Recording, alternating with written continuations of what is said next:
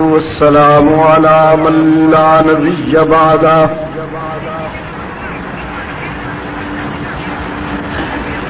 وعلى آله وأصحابه الذين أوفوا عهده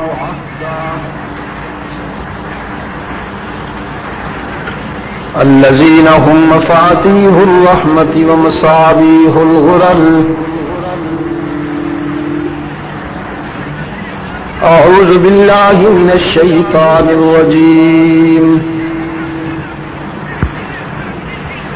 بسم الله الرحمن الرحيم.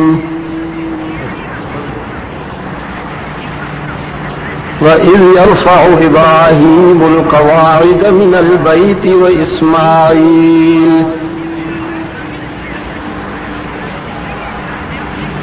ربنا تقبل منا إنك أنت السميع العليم.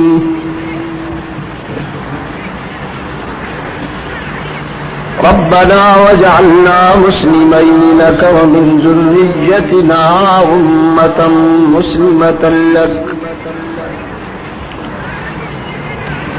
وأرنا مناسكنا وتب علينا إنك أنت التواب الرحيم.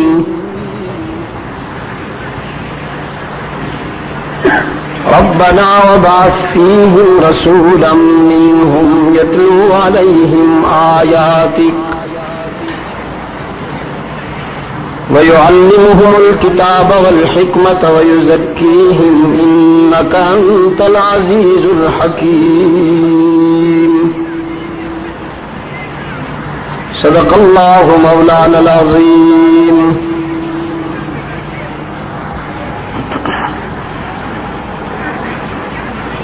خدا در انتظار حمد مانی محمد چشم بر راہ سنانی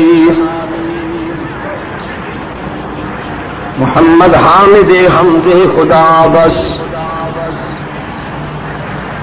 خدا مدافرین مصطفیٰ بس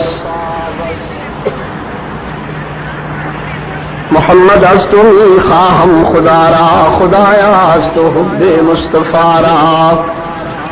اللهم صل على محمد وعلى آل محمد كما صليت على إبراهيم وعلى آل إبراهيم إنك حميد مجيد. اللهم بارك على محمد وعلى آل محمد كما باركت على إبراهيم وعلى آل إبراهيم إنك حميد مجيد. محترم بزرگوں، عزیز دوستو، آج 30 اپریل 1993 ہم یہاں جامعہ اشاعت الاسلام چکلالہ راولپنڈی پاکستان میں اس ادارہ کی افتتاحی تقریب میں دعوت و تبلیغ کی نسبت سے جمع ہیں.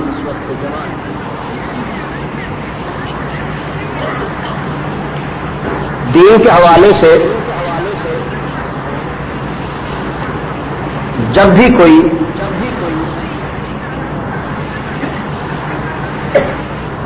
افتتاحی موڑ سامنے آتا ہے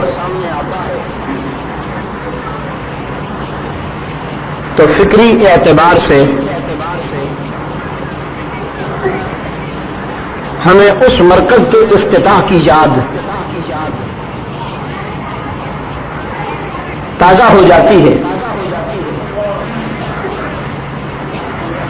جو بابا ملت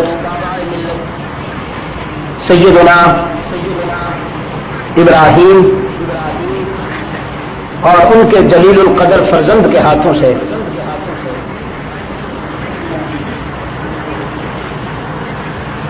سامنے آئی اور جس کے عالمگیر اور ہمگیر اثرات و ثمرات نے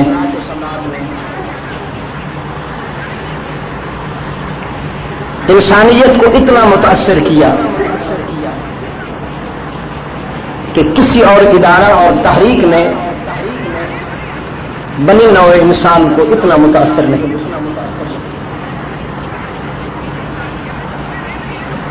میرا ایکسپیرینس یہ ہے اس سلسلے میں، میرا مشاہدہ یہ ہے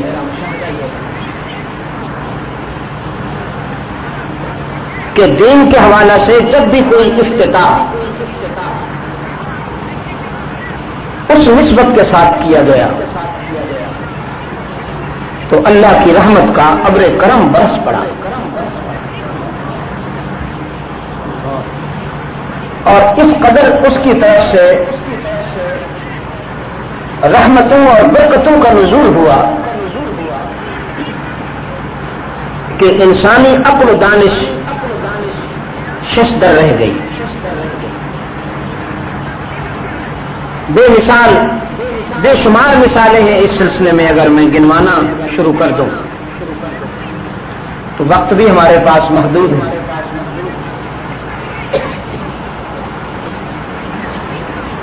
میں نے چاہا کہ آج کے اس افتتاح کو ہم بھی اسی نسبت سے مزین کر دیں اور خلاق عالم سے یہ دعا کریں کہ وہ اس پودے کو بھی گلشن بنا ڈالے.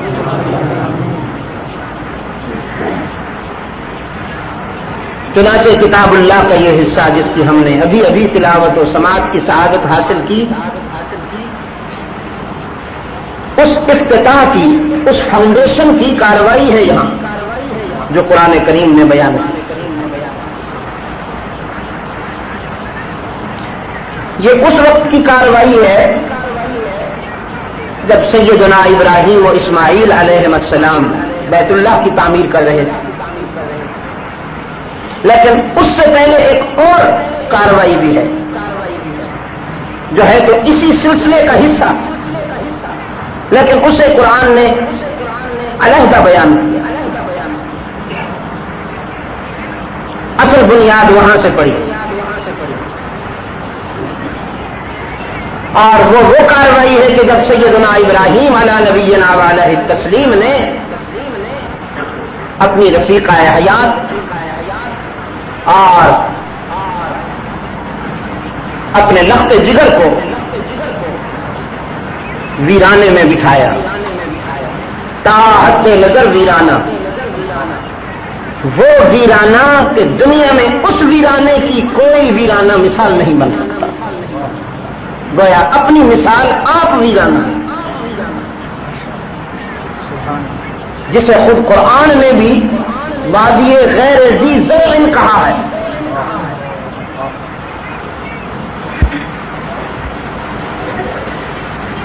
فرمایا ربنا انی اسکنت من ذریتی بواد غیر ذی زرع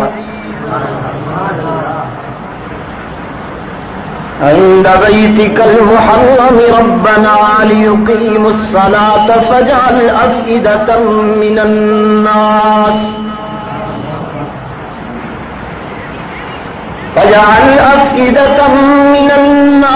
تهوی إليهم وارزقهم من الثمرات لعلهم يشكرون.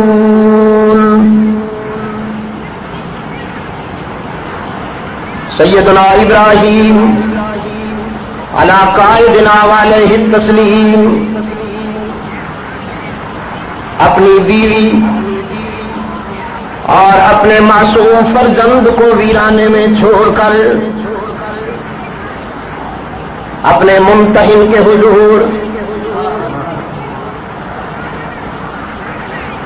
بھیگی ہوئی آنکھوں کے ساتھ ہاتھ بلند کیے ہوئے ہیں کہ اے میرے رب، تو نے چاہا تو میں نے وطن چھوڑ دیا، پھر میں نے تیری مشیت پر جان داؤں پہ لگائی، شعلوں میں کود گیا، پھر تیرے کس کو محبت میں اپنے باپ کو چھوڑ دیا، آج تیری محبت میں بیٹے کو بھی چھوڑ رہا ہوں.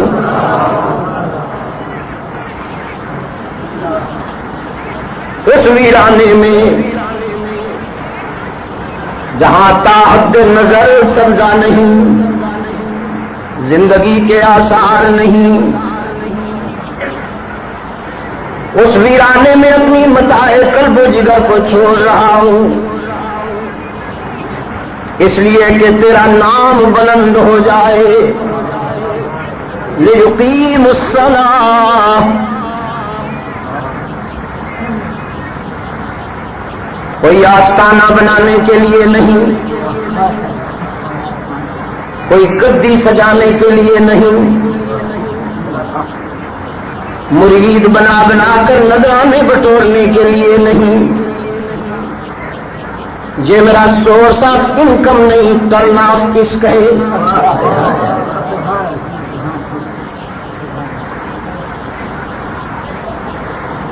یہ آمدنی کا ذریعہ نہیں ہے، عشق کا قدم ہے۔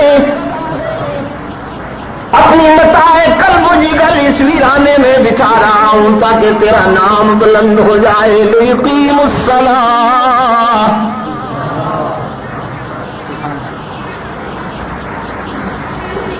یہاں کوئی اور ہے ہی نہیں، کس سے کہوں کہ میرے بیٹے کا خیال کرنا،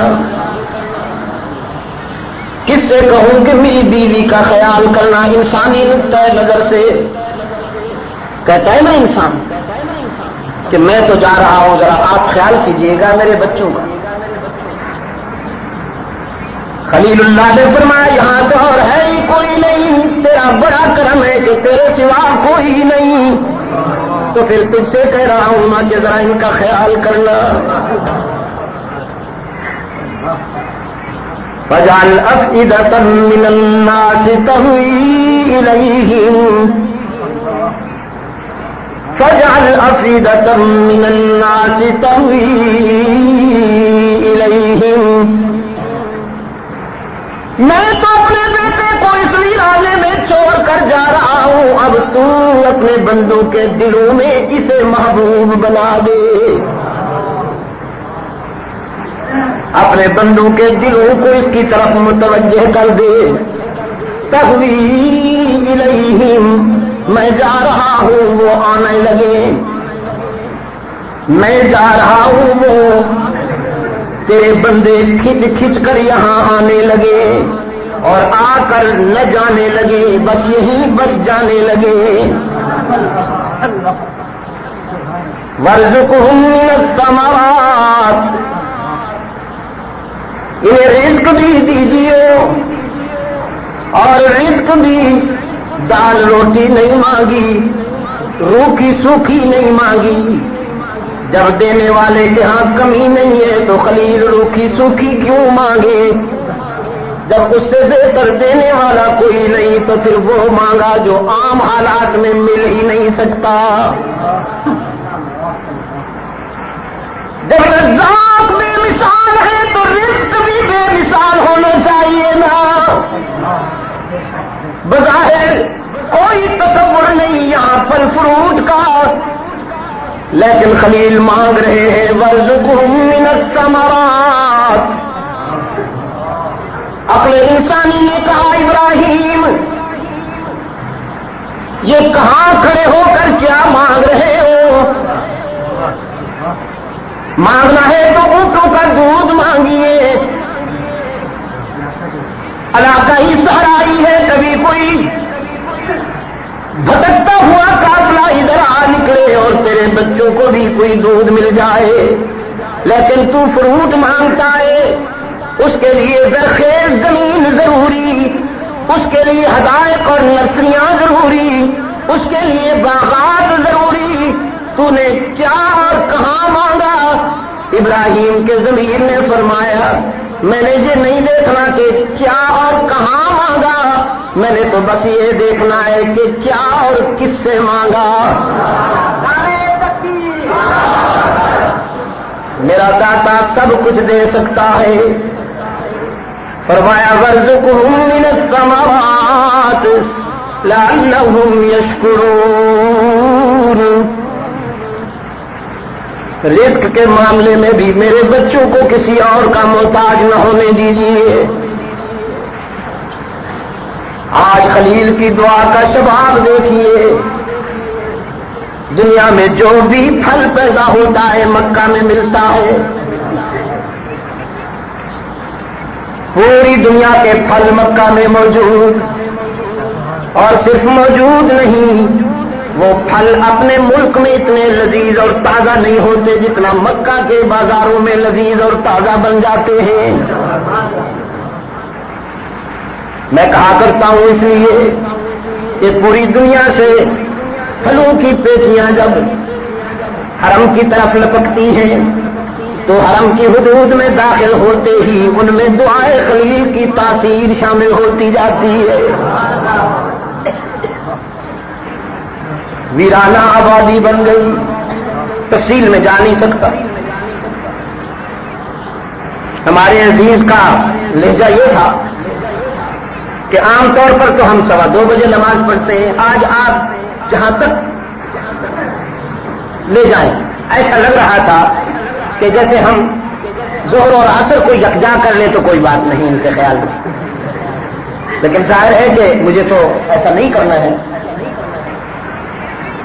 میں اپنی گفتگو کے لیے نماز کو مؤخر کرنا ہرگز مناسب نہیں سمجھتا. یہ میرے اپنے ضمیر کی بات ہے، اپنے ذوق کی بات ہے. نماز وقت پہ ہونی چاہیے. یہ گفتگو کیا ہوتی ہے؟ اگر ہم نے گفتگو کرنی ہے تو نماز پڑھ کے بیٹھ جائیں. تو اس لیے نہیں، وہ بھی بات کی بات ہے. اس لیے میں اس ضمن میں مزید تفصیل میں نہیں جانا چاہوں گا. بس اس کا اختصار کرتے ہیں کہ ویرانہ آباد ہو گیا، اور اس کے لیے اللہ نے اسباب کیسے مہیا کیے کہ ایڑی کی ٹھوکر سے چشمہ ابل پڑا. عقل انسانی یہاں دھوکہ کھاتی ہے کہ رزق کی فراوانی میری تدبیر سے ہوتی ہے. قرآن کہتا ہے رزق کی فراوانی تیری تدبیر سے نہیں، اللہ کی رحمت سے ہوتی ہے اور اس کے فضل سے ہوتی ہے. کبھی کبھی ذہن دھوکہ دیتا ہے کہ تو ملازمت کرتا ہے اس لیے رزق مل رہا ہے، تو تجارت کرتا ہے اس لیے رزق مل رہا ہے، تو زراعت کرتا ہے، کھیتی باڑی کرتا ہے اس لیے تجھے رزق مل رہا ہے. لیکن قرآن نے کہا اگر وہ نہ دے تو نہ ملازمت سے مل سکتا ہے، نہ تجارت سے مل سکتا ہے، نہ زراعت سے مل سکتا ہے. ایک ہے رزق کا آپ تک پہنچنا، پھر دوسرا ہے رزق کو کھانے کی توفیق کا ملنا، پھر اس کے اثرات کا مہیا ہونا، مؤثر ہونا. یہ ڈفرنٹ پروسیس ہے نا، کئی مرحلے ہیں. ان سب مرحلوں پر اس کے فضل کی اور اس کے کرم کی ضرورت ہے. وہ جب دیتا ہے تو یوں بھی دے دیتا ہے. بڑا عجیب انداز ہے اس سلسلے میں قرآن کریم کا. فرمایا وما من دابۃ فی الارض الا علی اللہ رزقها ویعلم مستقرها ومستودعها کل فی کتاب مبین. دنیا میں کوئی زیرو، کوئی جاندار ایسا نہیں جس کے رزق کی ذمہ داری ہمارے اوپر نہ ہو. وما من دابۃ فی الارض الا علی اللہ رزقها. ہم دنیا میں جسے بھی بھیجتے ہیں پہلے اس کے رزق کا انتظام کرتے ہیں، پھر اسے دنیا میں بھیجتے ہیں. اس دن جہاز میں سفر کرتے ہوئے آپ کے ایک وزیر منصوبہ بندی، لیکن آپ کا یہ کہنا کہ اگر بچے زیادہ ہو گئے تو رزق کم ہو جائے گا، اس سے قرآن اختلاف کرتا ہے. قرآن کا کہنا یہ ہے کہ اللہ جس کو بھی پیدا کرتا ہے اس کے رزق کا انتظام پہلے کرتے ہیں. اب آگے میں نے کہا پھر اس پر لٹیرے پڑ جاتے ہیں. اللہ تو رزق کا انتظام کرتا ہے، اس پر جب چند خاندانوں کی لوٹ مار شروع ہوتی ہے تو وہ سارا رزق اللہ کی دی ہوئی نعمتیں وہ اپنے گھروں میں جمع کر لیتے ہیں یا اپنے اکاؤنٹ میں ڈال دیتے ہیں. کامن مین پریشان ہو جاتا ہے، عام آدمی پریشان ہو جاتا ہے. پھر میں نے اس سے پوچھا کہ آپ کے کتنے بچے ہیں؟ تو ہنستا جائے، جواب نہ دے. کہنے لگا جی یہ میرا پرسنل وہ ہے، آپ اس سلسلے میں مجھے بس چھوڑ دیں، مجھے رہنے دیں. تو میں نے کہا اگر آپ نہ بھی بتائیں تو میں بہت کچھ سمجھ گیا. یہ جو آپ کا گریز ہے، آپ کا ہنسنا ہے، یہی تو آپ کا پھنسنا ہے. سمجھ گیا. تو آپ خود جب اس معیار پر پورے نہیں اترتے جس معیار کو آپ لوگوں کے سامنے پیش کر رہے ہیں، تو خود اپنے ضمیر سے پوچھئے کہ کیا آپ ضمیر کے مطابق سب یہ جو کچھ کہہ رہے ہیں وہ کہہ رہے ہیں؟ حق تعالیٰ کا ارشاد یہ ہے کہ ہم دنیا میں جسے بھی پیدا کرتے ہیں پہلے اس کے رزق کا انتظام کرتے ہیں. شکم مادر میں بچہ جو ایام گزارتا ہے وہاں کون سا حکمران، کون سا لیڈر اس کو رزق پہنچاتا ہے؟ یہاں تک کہ ماں باپ بھی نہیں پہنچاتے. وما من دابۃ اور پھر وما من دابۃ، وما من الانس والجن بھی نہیں کہا. وما من دابۃ فی الارض الا علی اللہ رزقها. دنیا میں کوئی زیرو اور کوئی جاندار ایسا نہیں جس کے رزق کی ذمہ داری ہم پہ نہ ہو. وَيَعْلَمُ مُسْتَقَرَّهَا وَمُسْتَوْدَعَهَا. ہم اپنے بندوں کا ٹھکانہ بھی جانتے ہیں، ہم اپنی مخلوق کا پتہ بھی جانتے ہیں، وطن بھی جانتے ہیں، صوبہ بھی جانتے ہیں، ڈویژن بھی جانتے ہیں، ضلع بھی جانتے ہیں، تحصیل بھی جانتے ہیں، تھانہ بھی جانتے ہیں، شہر بھی جانتے ہیں، گلی بھی جانتے ہیں، مکان نمبر بھی جانتے ہیں. زندگی کے مختلف مراحل میں اس کی ضروریات بھی جانتے ہیں، اس کا ظرف بھی جانتے ہیں، رزق بھی دیتے ہیں اور حکمت کے مطابق دیتے ہیں اور اتنا دیتے ہیں جتنا اس کے ظرف میں سما سکے.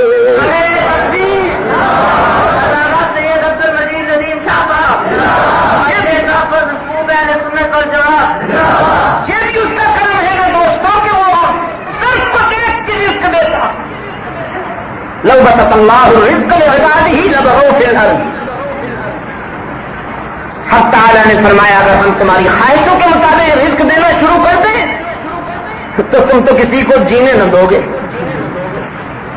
یہ دنیا فساد کی آماجگاہ بن جائے گی. لیکن یہ ہمارا کرم ہے کہ ہم تمہاری خواہشوں کے مطابق رزق نہیں دیتے، اپنی حکمت کے مطابق رزق دیتے ہیں.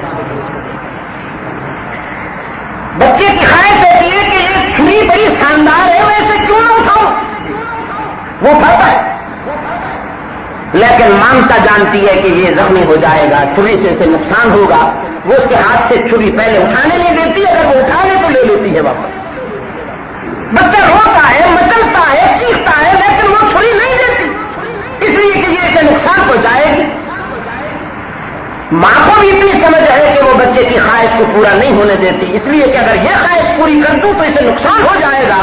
تو حق تعالیٰ کو اتنا علم نہیں ہے کہ وہ آپ کی خواہشات کو پورا ہونے دے یا نہ ہونے دے. وہ اسی خواہش کو پورا ہونے دیتا ہے جو آپ کے لیے بہتر ہوتی ہے. آسان تو حبو شیئا وہو شر لکم آسان تکرہو شیئا وہو خیر لکم. بسا اوقات ایسے ہوتا ہے کہ تم کسی چیز کو ٹوٹ کر چاہتے ہو لیکن انجام کے لحاظ سے وہ بہتر نہیں ہوتی تو ہم تمہیں بچائے رکھتے ہیں. اور کبھی ایسا ہوتا ہے کہ تم کسی چیز سے نفرت کرتے ہو، بالکل نہیں چاہتے ہو لیکن ہم تمہیں وہ دے دیتے ہیں کہ نتائج کے اعتبار سے وہ تمہارے لیے بہتر ہوتی ہے. تو وہ صرف رب ہی نہیں ہے، حکیم مطلق بھی ہے، رزق بھی دیتا ہے اور حکمت کے مطابق دیتا ہے. یہ چند باتیں میں نے اس لیے عرض کر دی ہیں کہ اکثر ہم اللہ پر ناراض رہتے ہیں کہ فلاں کو تو بنگلہ مل گیا، ہمیں کیوں نہیں دیا اس نے؟ فلاں کو ارب پتی ہے، ہمیں کیوں نہیں بنایا؟ تو اس میں کوئی بہت بڑی حکمت ہے. اس کا فضل ہے کہ اس نے آپ کو آپ کے ظرف کے مطابق رزق دیا. لیکن رزق ملے گا ضرور، یہ بات طے. طالب علم اپنے استاد سے فلسفے کا سبق پڑھ رہا تھا. استاد نے ربوبیت پہ فلسفیانہ انداز میں اسے سمجھایا کہ اللہ رزاق مطلق بھی ہے، مسبب الاسباب بھی ہے. وہ اسباب کے بغیر بھی رزق دے سکتا ہے لیکن اس نے اسباب بھی بنا دی. اب وہ طالب علم بڑا عجیب آدمی تھا، کہنے لگا جب وہ رزاق مطلق ہے، اسباب کے نوازنے کا ضرورت نہیں ہے، لیکن بہرحال اس نے ایک نظام بنا دیا اپنی حکمت کے مطابق. اس نے کہا نظام تو بنا دیا، لیکن میں یہ پوچھتا ہوں کہ اسباب کے بغیر رزق دے سکتا ہے کہ نہیں؟ میں تجارت نہ کروں، کھیتی باڑی نہ کروں، ملازمت نہ کروں، ہاتھ پاؤں نہ ماروں، رزق مل جائے گا؟ استاد نے کہا مل جائے گا. اس نے کہا کیسے مل جائے گا؟ کتاب بند کر دی. پہلے لگا پہلے یہ پریکٹیکل کر لوں، اگلا سبق پھر پڑھوں. دیکھنا چاہتا ہوں کہ وہ بغیر اسباب کے کیسے دیتا ہے.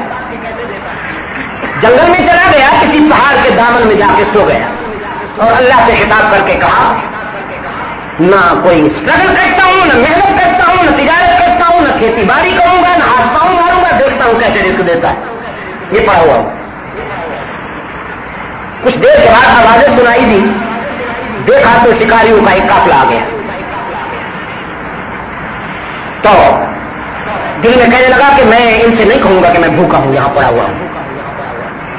کچھ بھی نہ زبان ہلاؤں گا، نہ ہاتھ ہلاؤں گا، نہ پاؤں ہلاؤں گا، بس ایسے ہی پڑا رہوں گا. وہ شکاری جب انہوں نے دیکھا کہ اس ویرانے اور جنگل میں کوئی آدمی پڑا ہے، انہیں تجسس ہوا زندہ ہے یا مر گیا. قریب آئے، نبزیں وغیرہ ٹٹولی تو زندہ تھا. ہلایا، بھائی کون ہو، کہاں سے آئے ہو، کیا نام ہے؟ بولتا نہیں. کہنے لگے سردی بہت زیادہ ہے، کھسک گیا ہے بیچارہ، کوئی آگ وغیرہ کا انتظام کرو. تو کچھ تن کے کچھ پتے، کچھ لکڑیاں جمع جنگل میں ہوتا ہے، ان کو آگ لگا دی. تو اس کے منہ میں گڑ وغیرہ ہوتا ہے شکاریوں کی جیب میں، منہ میں ڈالنا چاہا، لیکن وہ اس نے منہ بند کر لیا اور دل میں کہا اللہ سے کہ میں تو منہ بھی نہیں کھولوں. جب انہوں نے دیکھا کہ یہ منہ بھی نہیں کھول رہا، بول بھی نہیں رہا، بالکل اکڑا پڑا ہے، تو سمجھے بہت زیادہ تیز بیچارہ متاثر ہو گیا. تو بندوق کی نالی سے اس کا جبڑے کھولنے کی کوشش کی. ان کے دانتوں نے جو بندوق کی نالی رکھی تو وہ ہنس دیا. جب ہنس دیا تو وہ حیران ہو گئے کہ تم تو کچھ ایسا معلوم ہوتے ہو، ہمیں تمہاری زندگی کی فکر تھی اور تو ابھی تو بالکل بے حس پڑا تھا، بے جان پڑا تھا، ہنستا ہے. اس نے کہا تم پہ نہیں ہنس رہا، اپنی حماقت پہ ہنس رہا. اصل میں بات یہ ہے کہ میرے استاد نے مجھے سبق میں یہ بتایا تھا کہ حق تعالیٰ مسبب الاسباب بھی ہے، رزاق کے مطلق بھی ہے. اور میں نے کہا تھا اسباب کے بغیر وہ رزق کیسے دیتا ہے؟ تو استاد نے کہا وہ دیتا ہے. میں نے کہا پھر پہلے پریکٹیکل کر لوں، پھر اگلا سبق پڑھوں گا. تو یہ میں نے اپنے آنکھوں سے دیکھ لیا کہ صرف رزق دیتا ہی نہیں، جبڑے بھی کھول کے دیتا ہے. تو رزق کے معاملے میں وہ کہا نا کسی نے تو چرا باشی بفکرے مبتلا کار سازے ماں بفکرے کارے ماں. مقدر میں لکھا ہوا ایک دانہ سارا نہ کھا لے. جو اس کے مقدر میں رزق لکھا گیا ہے کہ تمہیں دنیا میں جا کر اتنا کھانا ہے، جب تک وہ مکمل نہ کھا لے اس وقت تک موت نہیں آئے گی اسے. تو بس وہ اس طرح دیتا ہے کہ ایک ہی ضرب سے چشمہ ابل پڑا، اور وہ بھی ایسا ابلا کہ قیامت تک خشک نہ ہونے والا چشمہ تھا، جسے زمزم کہہ کے روکا گیا. سیدہ حاجرہ نے رک جا رک جا، اسٹاپ اٹ. زمزم کے معنی ہے اسٹاپ اٹ، رک جا. اللہ کے رسول صلی اللہ علیہ وسلم نے فرمایا اگر میری دادی زمزم نہ کہتی، رک جا نہ کہتی، تو وہ چشمہ اتنا اچھلتا، اتنا ابلتا کہ کائنات کے ہر کونے میں پہنچا. تاہم وہ پہنچا تو اب بھی ہے. روانی سے نہ صحیح، جذبوں کے ذریعے صحیح. کوئی حاجی اس وقت تک واپس ہی نہیں لوٹتا حج سے جب تک کہ وہ زمزم کے ٹن ساتھ بھر کے نہ لائے. اور خالی آ جائے، زمزم کے بھی باہر آ جائے تو محلے والے اس کا حج ہی نہیں مانتے کہ تو کہیں اور سے ہو کے آگے آئے. اگر وہاں حرم میں گیا ہوتا تو زمزم ضرور لاتا. ایک صاحب مجھ سے کہنے لگے 2-4 وہ بڑے 20-20 کلو کے وہ جو ہے پلاسٹک کے کین وہ اٹھا رکھے تھے اور وہ کہہ کے پھر رہے تھے دوسرے حجاج کو بھی کہ بھائی یہ کین تم کہنا میرا ہے، یہ کین تم کہنا میرا. اگلے کہتے ہیں ہمارے پاس بھی ہے، تمہارے پاس 2 ہے نا، تم 3 کر لو تو پھر اس طرح میرا ذرا بیلنس ہو جائے گا. میں نے اس سے کہا حاجی صاحب یہ کتنے کیوں تم نے بھر لیے؟ کہنے لگا جی میرے محلے کے لوگ بہت زیادہ ہیں، میں بڑا سوشل زندگی ہے میری، سماجی زندگی میں بڑا مقبول ترین آدمی ہوں محلے میں. میں نے اپنے آپ کو حاجی ثابت کرنے کے لیے یہ زمزم لے جا رہا ہوں، ورنہ لوگ کہاں آنے گے کہ میں حج کر کے آ رہا ہوں. تو یہ زمزم کا پوری کائنات میں پہنچنے کا اہتمام ہے. آپ یہ سن کر حیران ہوں گے کہ سعودی ایئر لائن یا PIA والے جو ہیں یا ایمریٹس والے جو ہیں، گلف والے جو ہیں، وہ تو چلیے زمزم کے پانی کو تول کے بغیر لے آتے ہیں.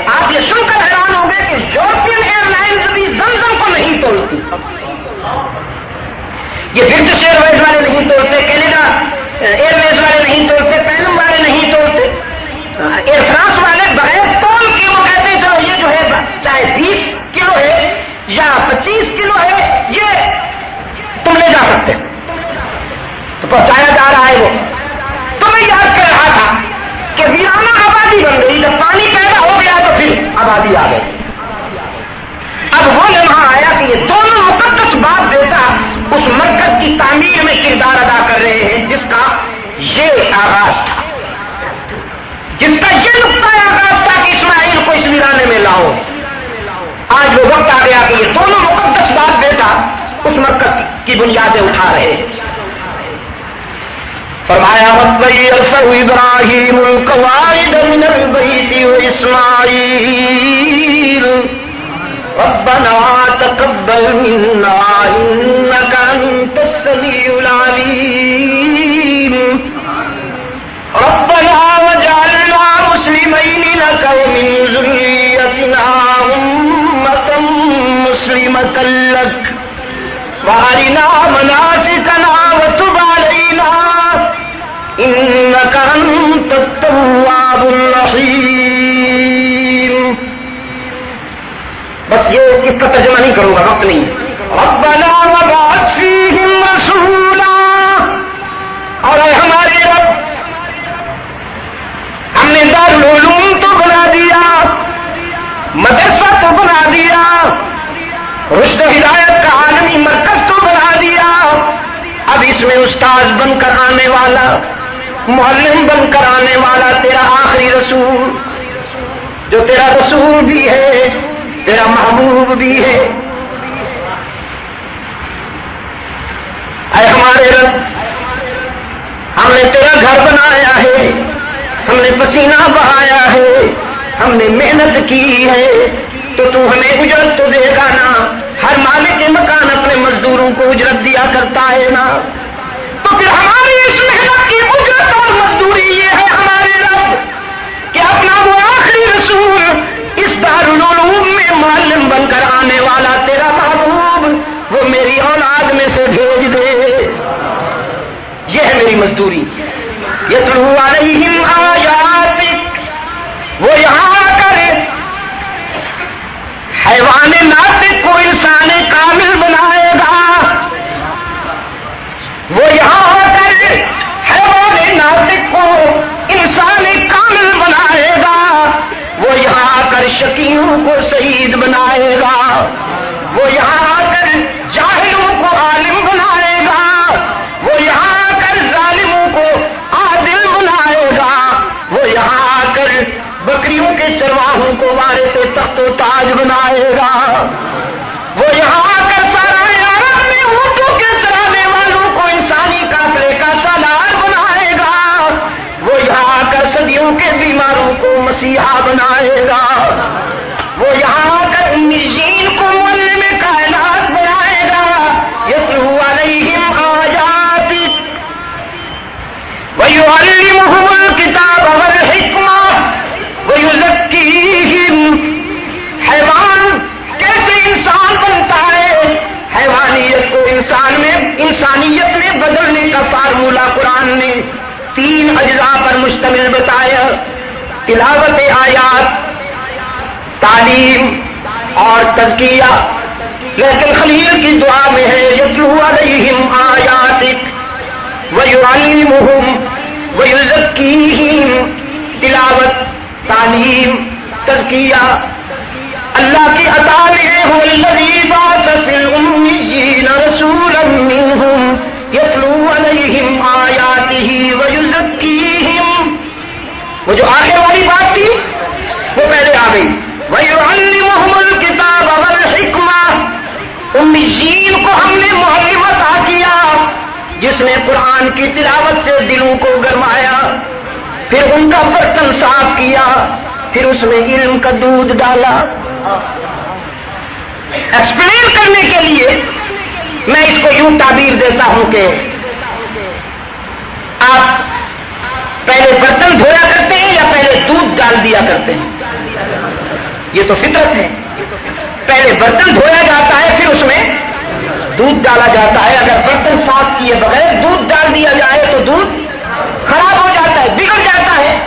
یہاں بھی سلسلہ ایسا ہی ہے، پہلے برتن دھویا جاتا ہے، پھر اس میں علم و حکمت کا دودھ ڈالا جاتا ہے۔ اگر برتن صاف کیے بغیر علم و حکمت کا دودھ ڈال دیا جائے تو فوڈ پوائزن ہو جاتی ہے، پھر وہ علم زہر بن جاتا ہے، جس طرح آج بنا ہوا ہے۔ معاف کیجیے گا، آج علماء میں وہ عاجزی، وہ اخلاص اور وہ روحانیت نہیں ملتی جو پہلے علماء میں ہوا کرتی تھی۔ اور میں تو کہا کرتا ہوں پہلے علماء کم، علم زیادہ ہوتا ہے۔ اب علماء کے لشکر ہیں، علم نام کی کوئی شے نہیں ہے، سٹائل ہے بس۔ کوئی ٹوپی پہ گزارا کرتا ہے، کوئی زلفوں پہ گزارا کرتا ہے، کوئی چند ڈائلاگ بولتا ہے۔ یہ تبلیغ ہو رہی ہے، یہ اسلام بیان ہو رہا ہے، اور نعرے باز ساتھ رکھتے ہیں۔ نعرے نہ لگائے جائیں تو حضرت جوش میں نہیں آتے، پھر نعرے بازوں کو خدمت کی جاتی ہے، تو نے کتنے نعرے لگائے یہ لوگ۔ یہ ہے اس دور کا علم، یا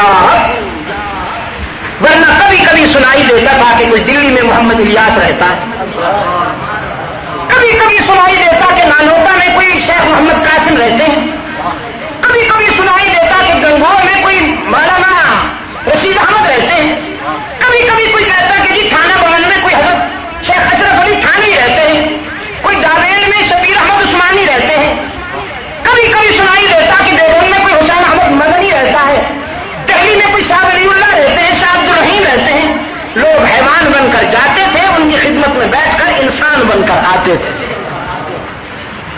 متکبر بن کر جاتے تھے، متنازع ہو کر آتے تھے۔ اور اب خیر سے یا اللہ،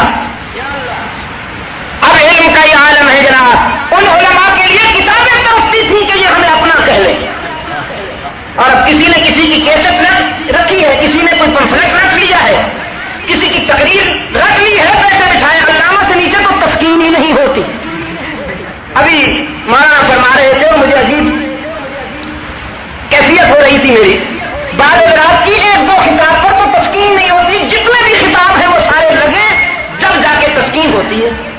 مفکر بھی وہی، ڈاکٹر بھی وہی، اسکالر بھی وہی، دانشور بھی وہی، علامہ بھی وہی، مولانا بھی وہی ہے جی، فخر المتوسلین بھی وہی، امام الافاضل بھی وہی۔ یا اللہ، کشمیر میں بارش بڑی تیز ہو رہی تھی، ایک آدمی ایک مکان پہ چلا گیا، آبادی وہاں بکھری ہوئی ہوتی ہے، ایک دو مکان، اس پہاڑ کے دامن میں ایک دو مکان، اس پہاڑ کے دامن میں بکھری ہوئے گھر ہوتے ہیں۔ ایک آدمی چلا گیا، جا کے اس نے نوک کیا کہ میاں بارش بہت تیز ہو رہی ہے، مجھے کچھ دیر کے لیے یہاں بیٹھنے کو جگہ دے دو۔ اب وہ جو مالک کے مکان تھا، بیچارہ غریب آدمی جنگل میں رہ رہا ہے، اس نے کہا دیکھو تو صحیح ہے کون، اپنا ہے، پرایا ہے، دوست ہے، دشمن ہے۔ تو کنڈی پہ ہاتھ رکھا ہوا ہے اور پوچھتا ہے آپ ہیں کون؟ اس نے کہا جی میں، آپ معلوم نہیں، آپ کو جانتے نہیں، میں حضرت مولانا حضرت العلامہ و بالفضل صحامہ، مفکر اسلام، ڈاکٹر، اسکالر، عالم اسلام کا بہت بڑا دانشور حضرت فلاں صاحب چشتی، سہروردی، نقش بندی، مجددی، قادری۔ وہ کھولتے ہوئے کنڈی اس نے بند کر دی کہ میاں میں تو سمجھا ایک آدمی، تم تو بہت سارے ہو، اتنے آدمیوں کے لیے میرے پاس جگہ نہیں ہے، میں تو غریب سے آدمی ہوں، اتنی سا میرا گھر ہے، تو یہ تو پورا کوئی قافلہ ہے، وہ ہے، تو اتنے آدمیوں کے لیے میرے پاس کوئی جگہ نہیں ہے۔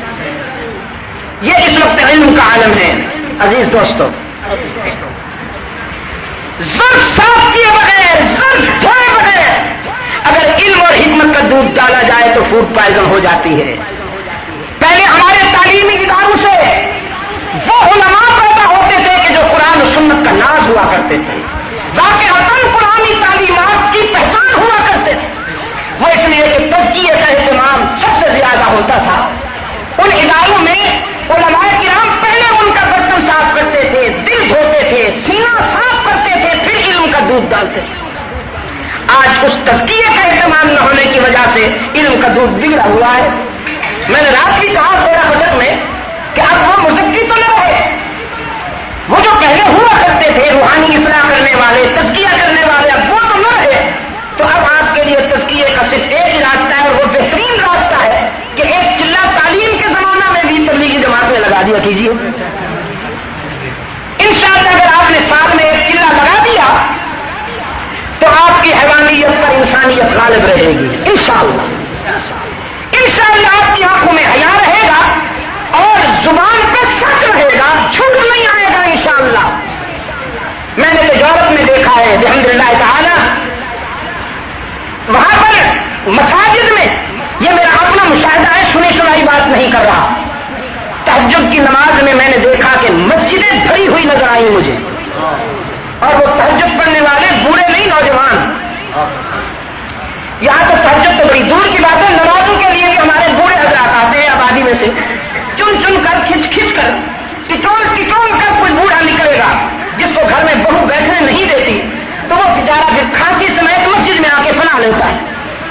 وہاں میں نے دیکھا کہ نوجوان تہجد کی نماز کے لیے اللہ کے حضور کبھی قیام میں، کبھی رکوع میں، کبھی سجدے میں آنسو بہا رہے ہیں، چہرے رحمت عالم کی غلامی کے نقش میں چمک رہے ہیں، اور چہروں پہ کردار کا حسن جلوہ ریز ہے۔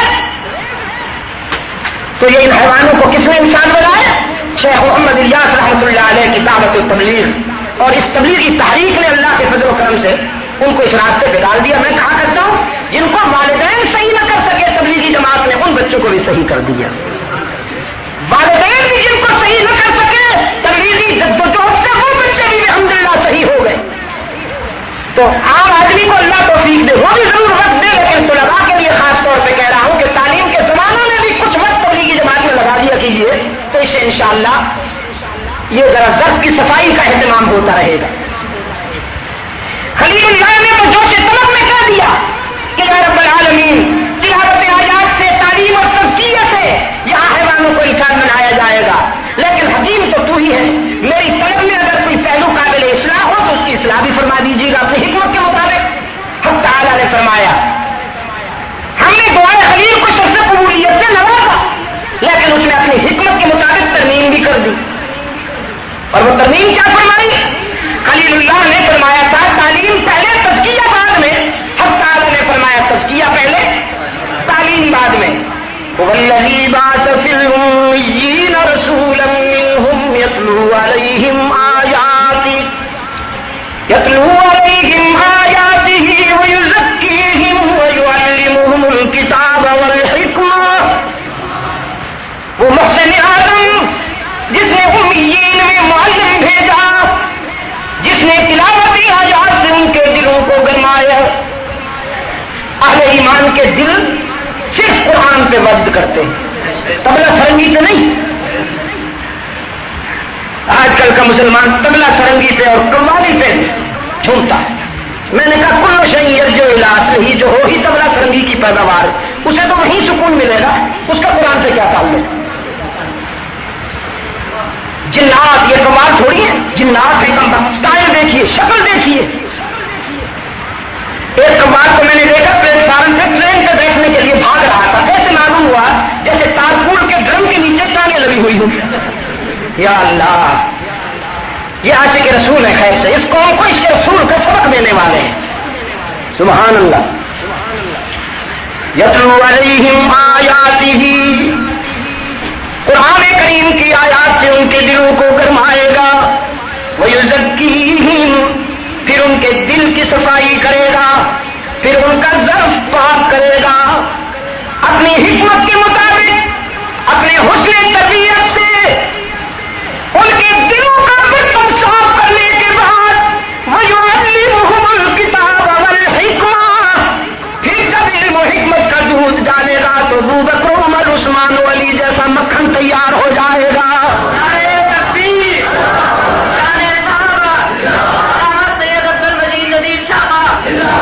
پھر سلمان و بلال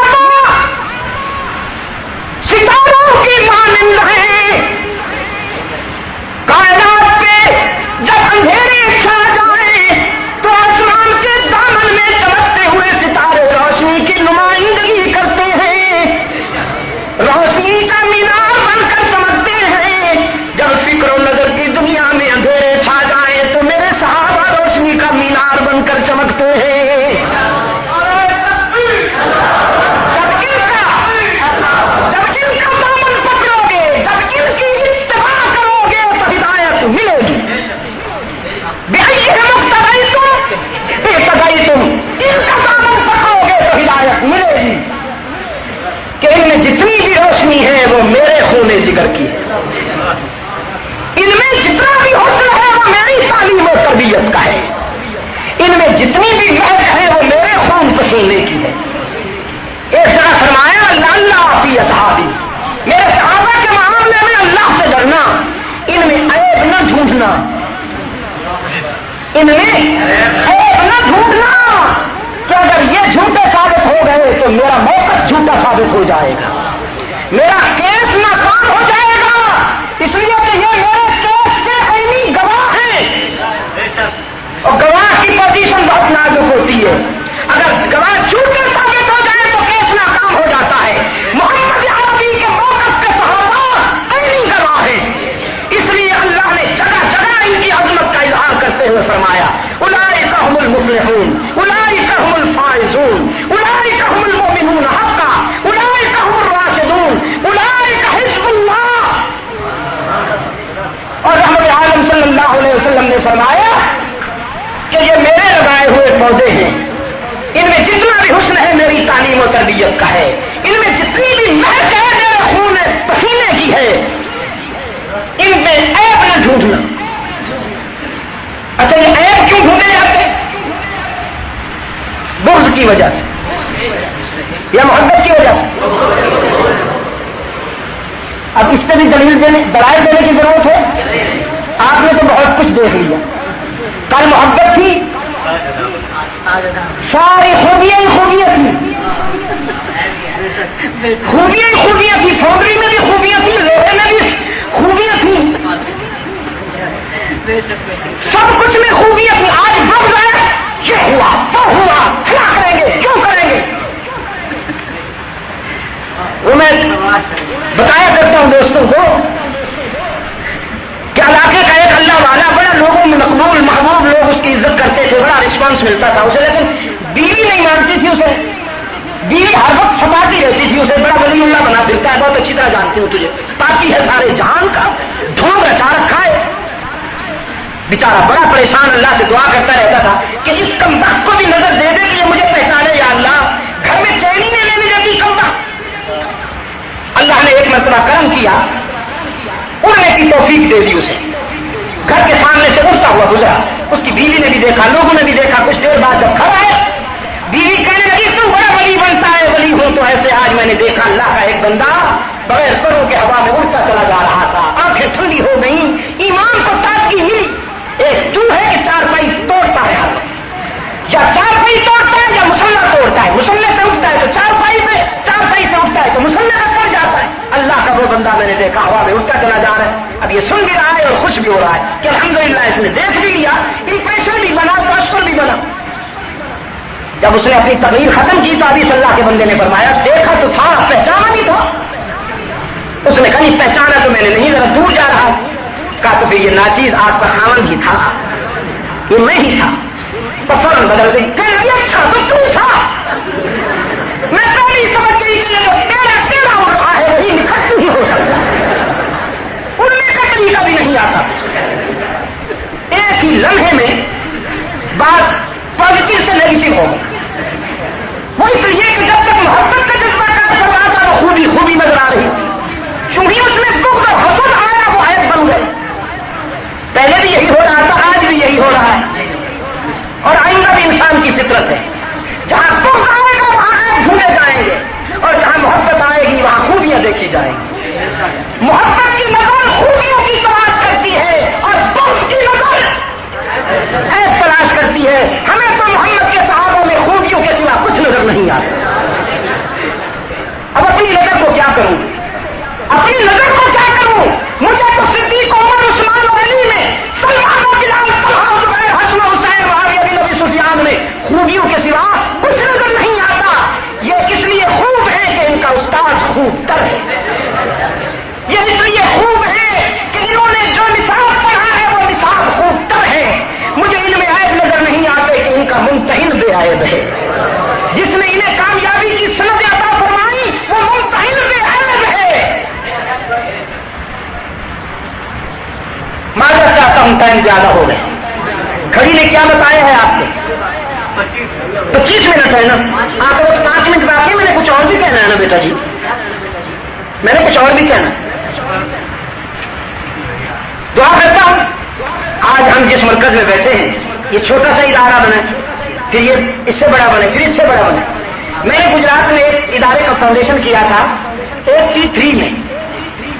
گجرات وہ انڈیا والا، مہاراشٹر کے بالکل بارڈر پر، گجرات اور مہاراشٹر کے بٹوین ایک جگہ ہے کلکوا کہتے ہیں اسے، وہاں ہم نے جامعہ اسلامیہ کا فاؤنڈیشن کیا تھا.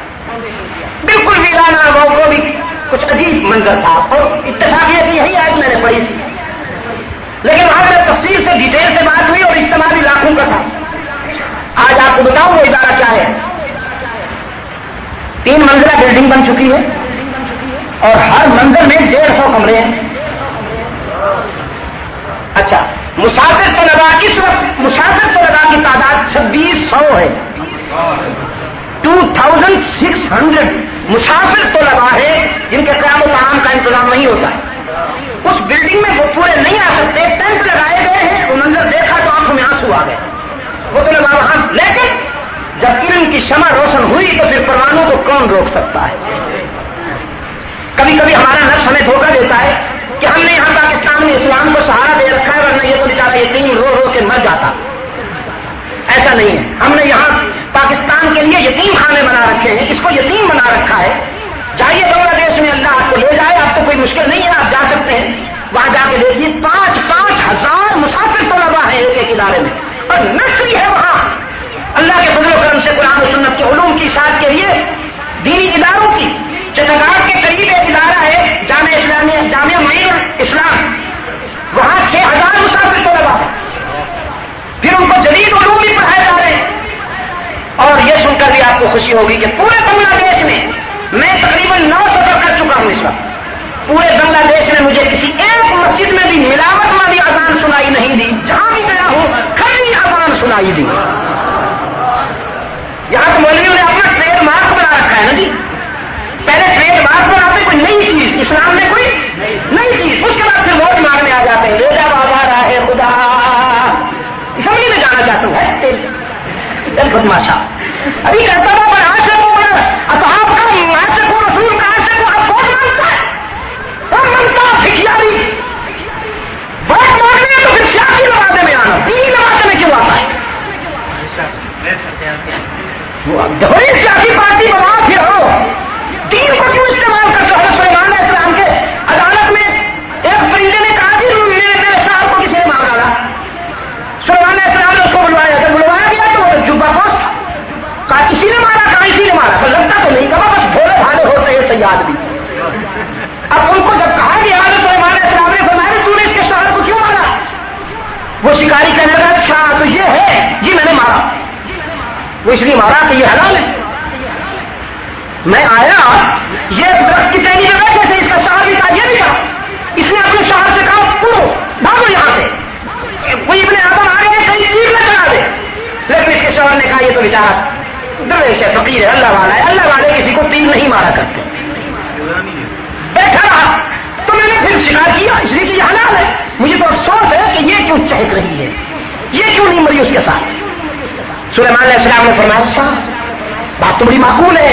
پرندے سے کہا تمہیں کیا اعتراض ہے؟ اس نے کہا مجھے اس پر اعتراض نہیں کہ اس نے شکار کیوں کیا. بے شک کرے، مجھے بھی معلوم ہے اللہ نے ہمیں انسان کا رزق بنایا، حلال بنایا، لیکن جہاں اللہ نے ہمیں حلال بنایا، ان کو شکار کرنے کا موقع دیا، وہاں اللہ نے ہمیں اپنے دفاع کا حق بھی دیا کہ ہم اپنا دفاع بھی کریں. ان کو دیکھ کر اڑے کھڑکے بھاگ جائیں، ادھر ادھر بچاؤ کی کوشش کریں. تو مجھے اعتراض یہ ہے کہ اس نے لباس پہن رکھا ہے درویشوں والا اور کام کرتا ہے شکاریوں والا. اس سے کہیے کہ اگر شکار کرنا ہے تو لباس بھی شکاریوں والا پہنے تاکہ ہم اس کو دور سے دیکھیں تو اپنا بچاؤ تو کر سکیں.